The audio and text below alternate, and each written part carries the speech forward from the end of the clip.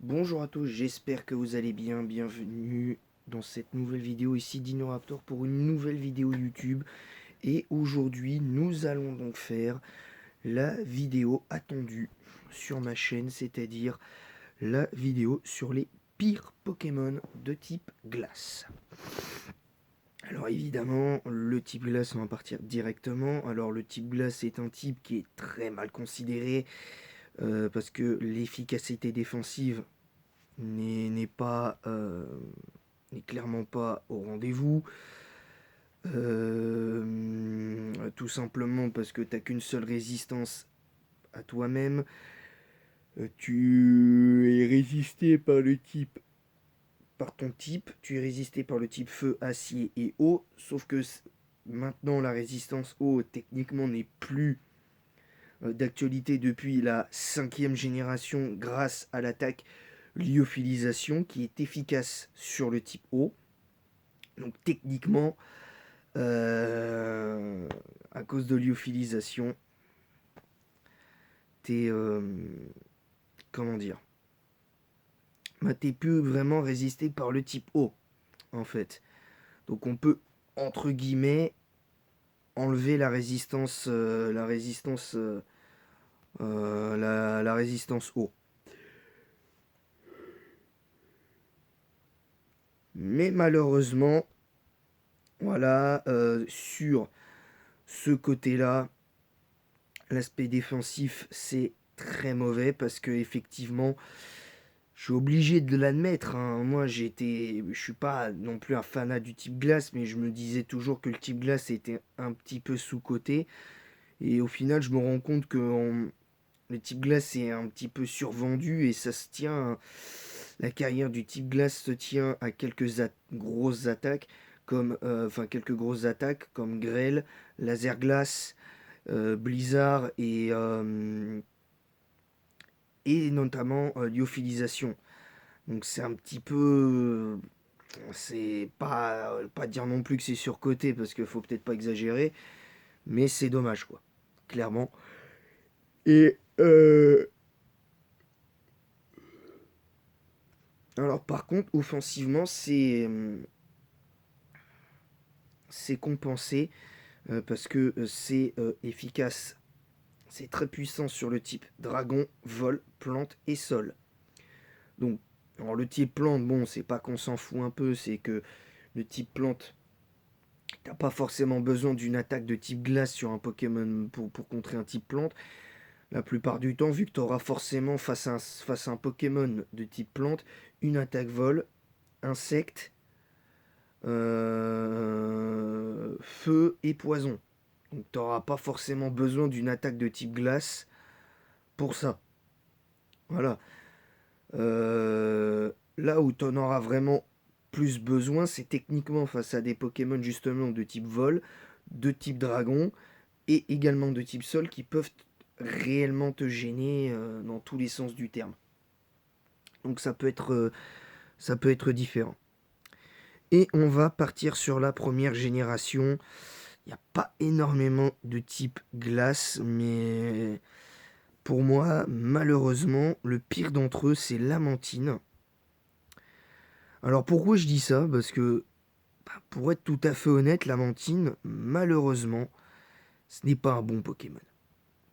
Alors, il est beau, moi je l'aime bien dans le sens où il est mignon, il a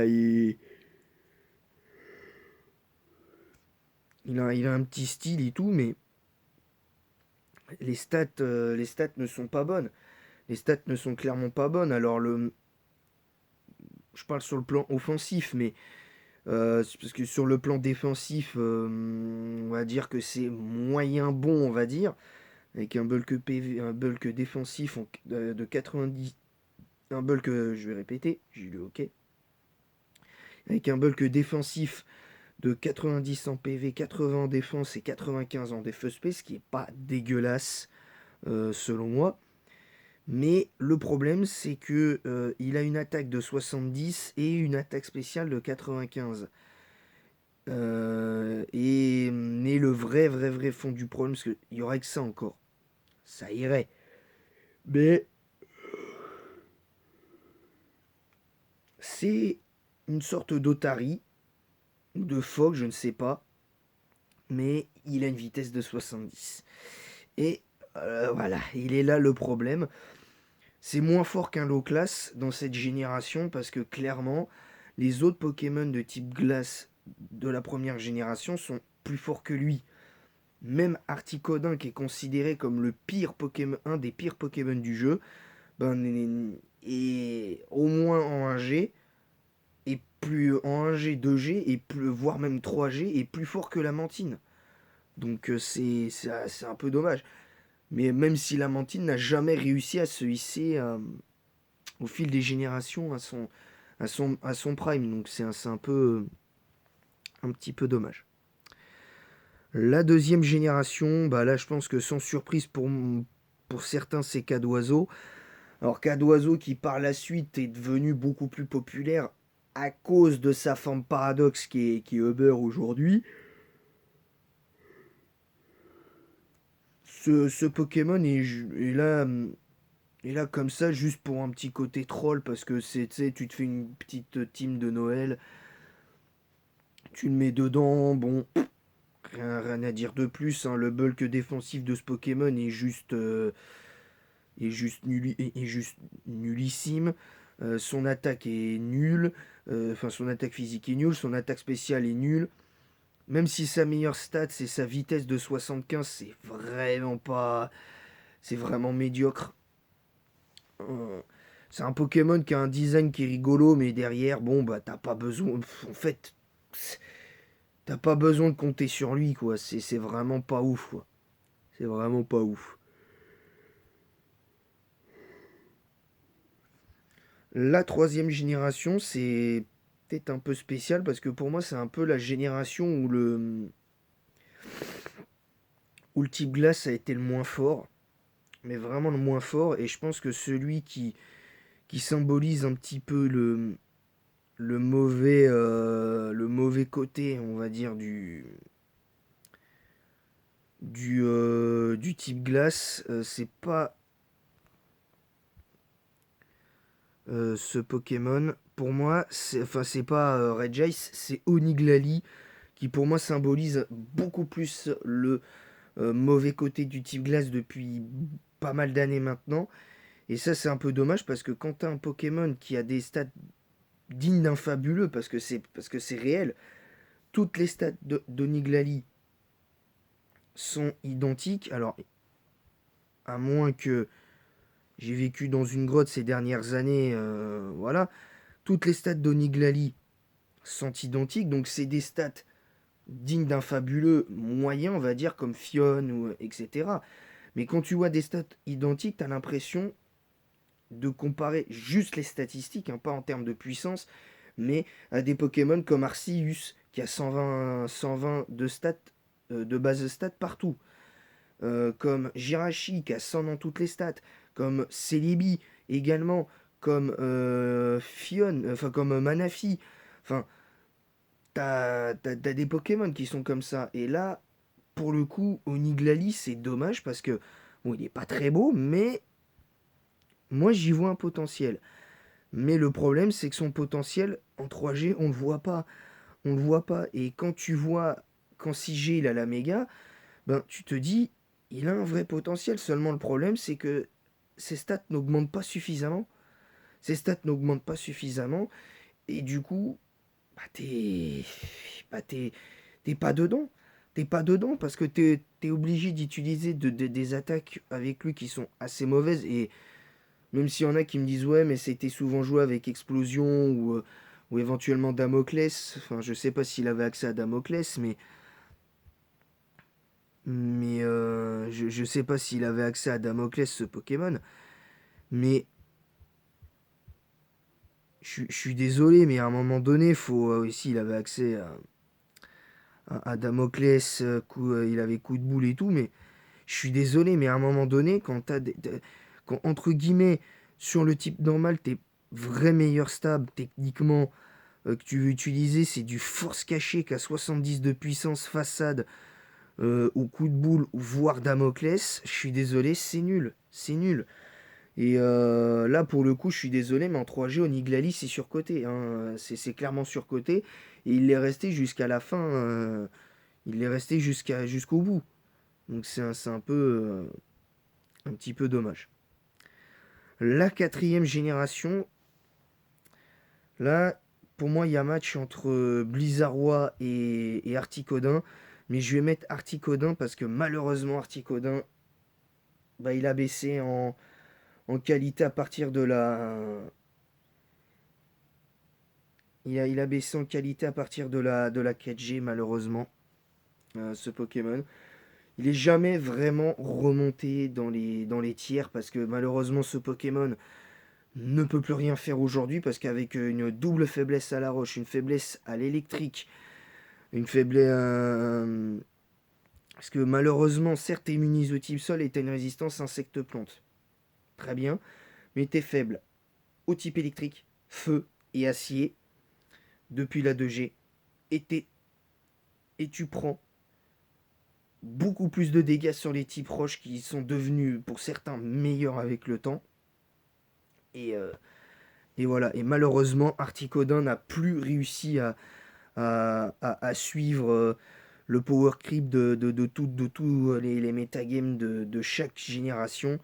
Et bien que ce Pokémon pour moi fait partie des plus stylés de toute l'histoire de la licence, et si ce n'est pour moi le Pokémon le plus stylé de toute l'histoire de la licence, malheureusement, ce Pokémon n'est qu'un ramassis à faiblesse, un ramassis de défaites qui ne sert strictement à rien. Voilà, tout simplement. Voilà, c'est un ramassis à défaites. La cinquième génération, même si on peut considérer qu'après, il est peut-être la seule génération où il a su éventuellement montrer un vrai potentiel, ben, pour moi, le pire type glace, et c'est peut-être triste à dire, hein, parce que c'est un Pokémon, beaucoup ne seront pas d'accord, mais moi je suis désolé, mais par exemple, Kyurem blanc, pour moi, n'est pas un bon Pokémon de type glace. C'est pas un bon Pokémon de type glace. Alors, attention, toute proportion gardée, je parle pas des tiers inférieurs à l'Uber. Je parle des quelques types glace qu'il y a en Uber. C'est le pire. Mais je suis pas loin de penser quand même que c'est que c'est le pire type glace de la génération tout court, parce que je suis désolé, mais quand tu as des stats comme les siennes, qui sont incompréhensibles, pourquoi lui avoir laissé 120 en attaque en sachant que il aurait pu avoir cette stat-là en vitesse. Et même si le move pool de Kyurem blanc n'est pas non plus des plus, on va dire, n'est pas des plus intéressants, bah, je suis désolé, mais t'aurais pu faire mieux que ça quand même. T'aurais pu faire mieux que ça. En plus, t'as pas d'attaque de boost, t'as rien. Donc, franchement, bon, t'as Telluriforce pour contrer le type acier, donc voilà, c'est peut-être le truc qui sauve le truc. Mais au final, t'as rien. À l'époque, t'avais pas d'attaque de boost. Donc, honnêtement, pour moi, c'est le pire. Je voulais pas l'admettre. Et franchement, je pense que certains qui connaissent la strat 5G ne peuvent pas dire que Kyurem blanc est fort en cinquième génération. Je suis désolé, c'est un Pokémon qui a beaucoup trop de, de faiblesse. Parce que même si tu résistes euh, aux attaques électriques, plantes et eau, ce qui est plutôt appréciable en soi, mais je suis désolé, quand t'es faible à ton propre type, que t'es faible au type combat, acier et roche, bah, je suis désolé, mais bah, t'as rien à faire là en fait. Je suis désolé, mais t'as rien à faire là. T'as rien à faire là. Pour moi, ce Pokémon, il mérite pas sa place de Uber en fait. Pour moi, ce Pokémon, au mieux, il doit être Rarely Use ou Underuse BL. Voilà, tout simplement. Clairement. Mais bon, après, ce n'est que mon avis personnel. Je précise que cette vidéo-là n'est qu'un vécu personnel des Pokémon que j'ai joués et affrontés. Ou même les deux. Et j'ai affronté Turin Blanc et j'ai et je l'ai joué, mais il est pas bon. Ce Pokémon n'est clairement pas à la hauteur. Après, il est devenu meilleur par la suite, mais voilà, c'est pas, même si c'est pas exceptionnel, clairement. On va passer à la 6e génération.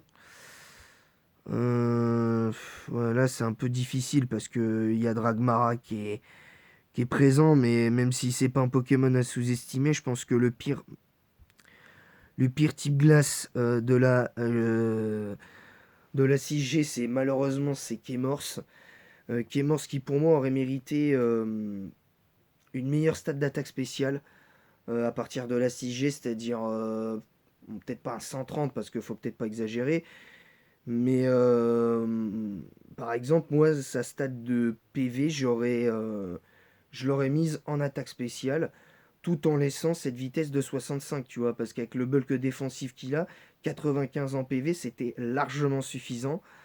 Et voilà. En plus, à part Corgel, le seul, il n'a pas besoin de ce talent-là.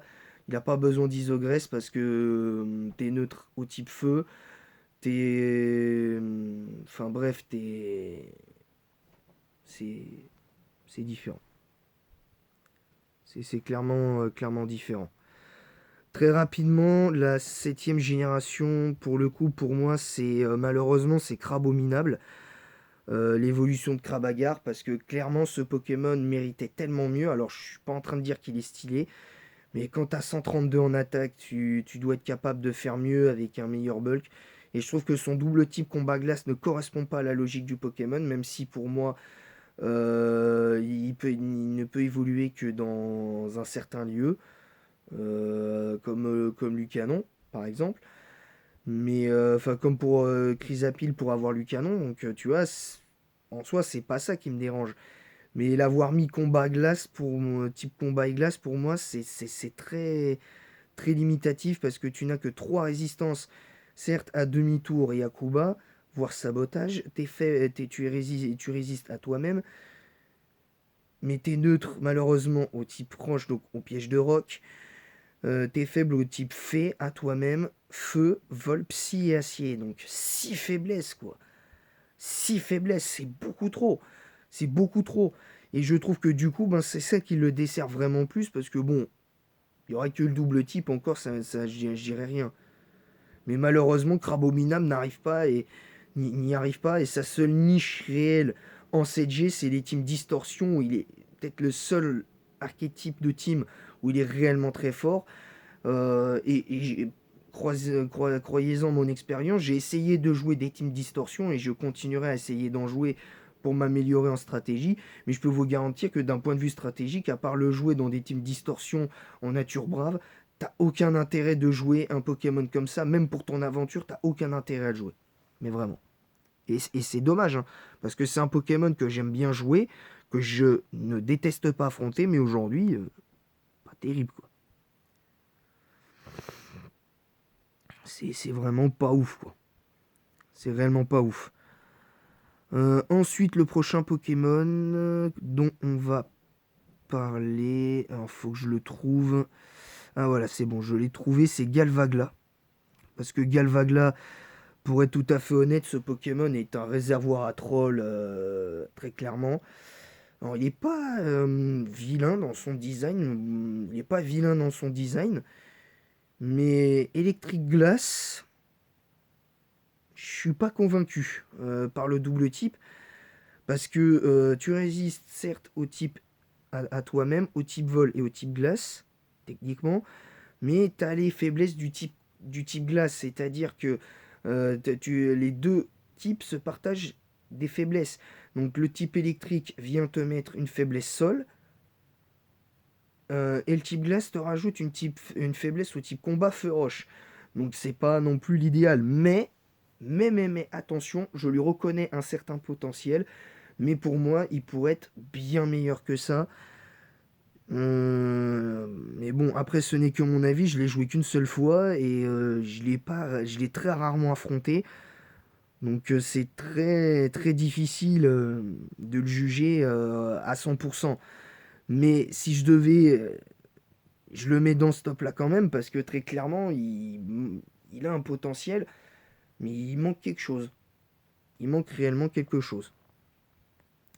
Et enfin, la 9G, ben pour moi, c'est balle balèze parce que là, c'est vraiment au niveau déception que je mets ce Pokémon là-dedans parce que là, je suis désolé, faut qu'on m'explique pourquoi il a autant de base PV. 170, c'est complètement mais ridicule au possible. C'est ridicule au possible. Parce que bon, il est type glace pure, donc bon, on va pas revenir sur ce que j'avais dit en début de vidéo. Vous connaissez le type glace. Mais là, je suis désolé avec ce qu'il est en capacité de faire. Moi, je suis désolé. J'ai vu un petit peu le move pool hier soir de ce Pokémon. Et pour vous dire, avec le peu qu'il a, bah, pour moi, il devrait, même si tu lui mets pas en vitesse, pour moi, tu dois lui mettre soit en défense physique, soit en défense spéciale. Voilà, tout simplement. C'est l'un ou l'autre. C'est clairement l'un ou l'autre. Donc je suis un peu déçu de Balbalaise. Alors il n'est pas vilain non plus comme Pokémon. C'est un Pokémon que j'aime bien au niveau de son design. Mais malheureusement, pas à la hauteur. Pas à la hauteur. Et quand je pense que avant le ban de Glévodo, je vous aurais mis Glévodo. Hein. Je vous le dis tout de suite, je vous aurais mis Glévodo. Ils sont pas réveillés.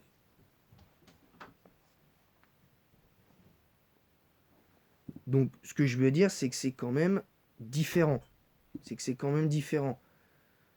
Et et voilà, mais bon. Après, on peut pas tout avoir dans la vie, pour le coup. Voilà, voilà. Donc sur ce, je vais vous laisser là. Merci à tous d'avoir suivi cette vidéo. J'espère qu'elle vous aura plu. C'était donc la vidéo sur les pires Pokémon de type glace. Demain, je serai de retour chez moi. Je serai de retour dans mon doux foyer. Je ferai donc le live Pokémon Crystal demain vers 15h. 15h Pokémon Crystal.